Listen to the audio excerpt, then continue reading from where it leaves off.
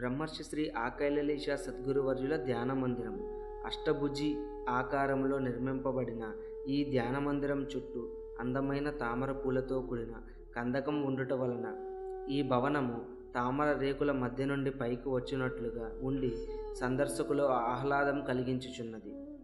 ధ్యాన మందిరం లోపలకు ప్రవేశించగానే మరో ప్రపంచంలో ఉన్నామా అన్నట్లు అంతర ప్రమాణమునకు ధ్యానమునకు అనువైన ప్రశాంతతకు ఆకారమైన యోగిక శక్తి ప్రేరణా కేంద్రముగా తాత్విక దివ్యానుభూతిని కలిగిస్తుంది.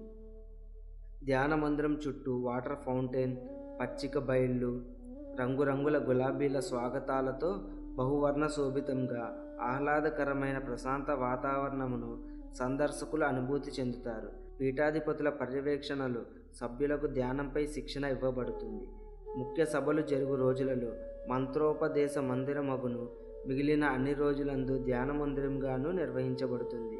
ప్రస్తుత పీఠాధిపతి డాక్టర్ ఉమర్ ఆలీషా సద్గురువర్యులు 25 సంవత్సరములు పీఠాధిపత్యం పూర్తి చేసిన సందర్భంగా భక్తులు ఈ భవనమును డాక్టర్ ఉమర్ ఆలీషా రజతోత్సవ భవనంగా నిర్మించి గురువుగారికి సమర్పించగా, వారు వంశగురువైన బ్రహ్మర్షి శ్రీ ఆకైలలీష సద్గురువర్యుల ధ్యాన మందిరంగా దీనికి నామకరణం చేశారు.